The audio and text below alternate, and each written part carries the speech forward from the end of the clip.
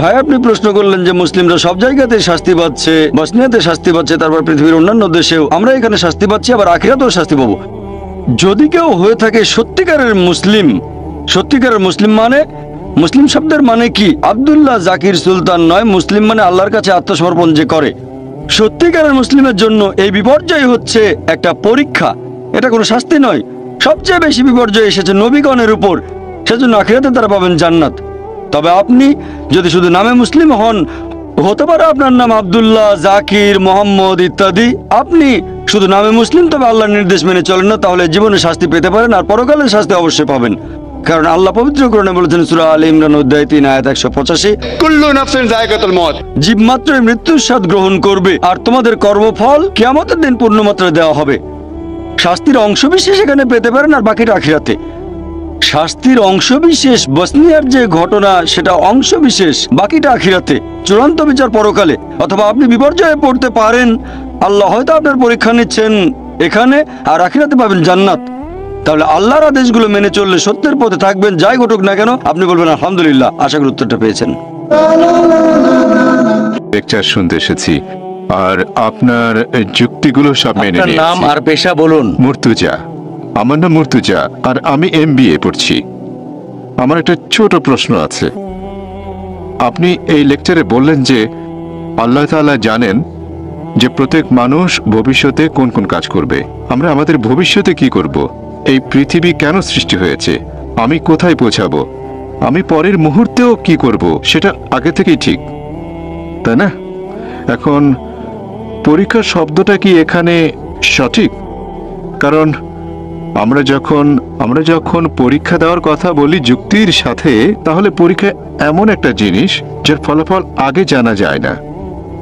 এখন আমরা যখনই পরীক্ষা শব্দটা বলি সেখানে ফলাফল অজানা, তাহলে এটা কি সঠিক? কারণ যদি এটা জানা থাকে, আল্লাহ জানেন এর ফলাফলটা কি হবে, আমাদের প্রত্যেকের কি হবে, আর আমরা কে কোথায় যাব, তাহলে আমরা এখানে এসেছি কেন? স্যার আরেকটু বুঝতে পেরেছি। একবার একটা প্রশ্ন প্লিজ। না, এই প্রশ্নটাই শেষ করতে চাই। প্রশ্নটা কমপ্লিট করবেন? হ্যাঁ।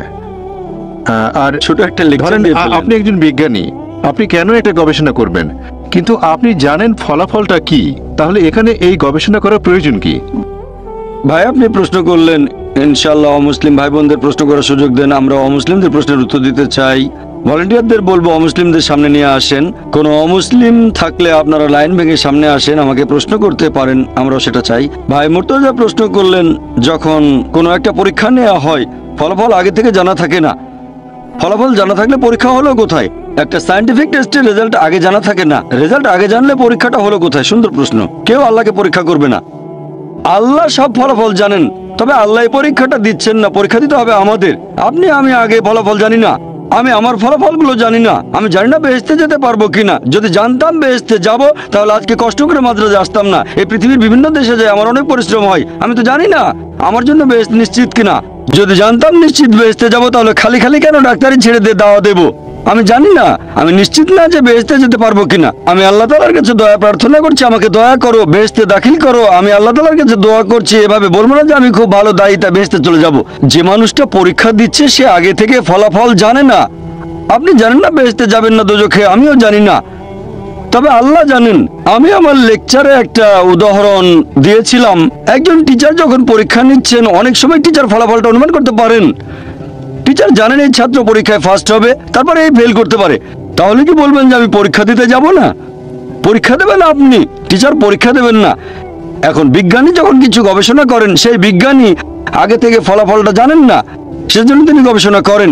আল্লাহ সুবহানাহু ওয়া তাআলা কোনো বিজ্ঞানী নন, আমাদের নিয়ে গবেষণাও করছেন না, এটা ভুল ধারণা। আল্লাহ আমাদের নিয়ে এক্সপেরিমেন্ট করছেন না। আল্লাহ সুবহানাহু ওয়া তাআলা আমাদের স্রষ্টা, বিশ্বজগতের স্রষ্টা। তিনি দুনিয়াতে সৃষ্টি করেছেন আমাদেরকে, এই মানুষকে, যাদের রয়েছে স্বাধীন ইচ্ছা, তিনি জানেন। এখন তিনি আমাদের এই পৃথিবীতে জীবন দিয়েছেন, কারণ যদি তিনি এভাবে আমাদের পরীক্ষা না করেন, তাহলে শেষ বিচারের দিনে আপনি আল্লাহ তাআলাকে প্রশ্ন করবেন, আমাকে কেন দুজকে পাঠালেন? যদি আল্লাহ দুজকে পাঠান, এটা আল্লাহ জানেন, আমি জানি না, তাহলে এটা পরীক্ষা।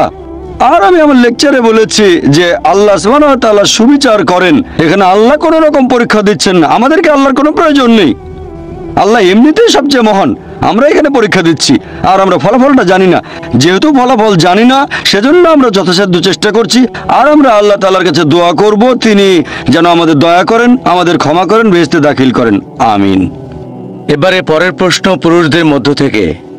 আমার নাম শক্তিবেল, এমআইটিতে বিটেকের ছাত্র। স্যার, আপনি বলেন ঈশ্বর বলেছেন আমি সব পাপ ক্ষমা করব, কিন্তু আমার সাথে শরিক করাকে ক্ষমা করব না। শুধুমাত্র ইসলামের অনুসারীরা আল্লাহকে মেনে চলে, আর অন্যান্য ধর্ম যেমন হিন্দুইজমে আমরা আল্লাহকে মেনে চলছি না। তাহলে আপনার দৃষ্টিতে আমরা পাপী? ভাই প্রশ্ন করলেন যে আল্লাহ যে কোনো অপরাধ ক্ষমা করতে পারেন যদি তিনি চান। এমন না যে ক্ষমা করবেনই, এমন না যে আল্লাহকে বিশ্বাস করলে আপনি যে কোনো পাপ করতে পারেন। তিনি চাইলে অবশ্যই ক্ষমা করতে পারেন, তবে শিরক করার অপরাধ কখনো ক্ষমা করবেন না। এখন অমুসলিমরা আল্লাহকে বাদ দিয়ে অন্য কারো উপাসনা করে। আল্লাহ মানে সত্যিকারের একজন ঈশ্বর, তাকে যে কোনো নামে ডাকতে পারেন। আল্লাহ কোরআনে বলেছেন সূরা ইসরা অধ্যায় 17 আয়াত নাম্বার 110, কুলিদুল্লাহ আবিদুর রহমান আইয়ামা তাদুফাল আল আসমাউল হুসনা। তোমরা তাকে আল্লাহ নামে ডাকো অথবা রহমান, যে নামেই ডাকো সকল সুন্দর নামসমূহ তো তারই, তবে নামটা হতে হবে সঠিক।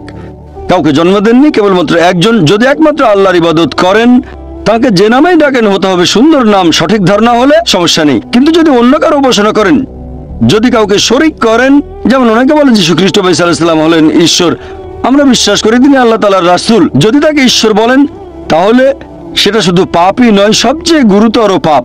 পবিত্র কোরআন অনুযায়ী, আমার কথা নয়, কোরআন বলছে সূরা নিসা অধ্যায় 4 আয়াত নাম্বার 48, সূরা নিসা অধ্যায় 4 আয়াত নাম্বার 116। শুধু যে কোরআন বলছে তাই নয়, বাইবেলে কথা বলছে। এমনকি বাইবেলও বলা আছে, সর্বশক্তিমান ঈশ্বর বলেছেন, বুক অব ডিউটেরোনমি অধ্যায় 5 অনুচ্ছেদ 7 থেকে 9, তোমরা সর্বশক্তিমান ঈশ্বরের কোনো প্রতিমা তৈরি করবে না, এটা পাপ। এমনকি ঋগ্বেদও বলছে এটা একটা পাপ। যজুর্বেদ অধ্যায় 32 অনুচ্ছেদ 3 বলছে এটা পাপ। তাহলে শুধু কোরআন একাই বলছে না এটা পাপ, এমনকি হিন্দু ধর্মগ্রন্থ বলছে এটা পাপ। ধরো একজন মুসলিম বললো আমি আল্লাহকে বিশ্বাস করি, তারপর ইবাদত করা শুরু করলো মুহাম্মদ সাল্লাল্লাহু আলাইহি ওয়াসাল্লামকে, নাউজুবিল্লাহ। এটা উদাহরণ দিচ্ছি। সে বললো আমি আল্লাহকে বিশ্বাস করি, তারপর মুহাম্মদ সাল্লাল্লাহু আলাইহি ওয়াসাল্লামকে ইবাদত করা শুরু করলো, তাহলে সে বেহেশতে যেতে পারবে না। একইভাবে কোন খ্রিস্টান যদি এখন যীশু খ্রিস্টের উপাসনা করে, কিন্তু বাইবেল বলছে উপাসনা করা উচিত না, বেদ বলছে অন্য কারো উপাসনা করবে না, তাহলে আপনাদের বেদ অনুযায়ী আপনি হবেন পাপী। তারপর ভগবদ্গীতা অনুযায়ী আপনি হবেন পাপী। তারপর উপনিষদ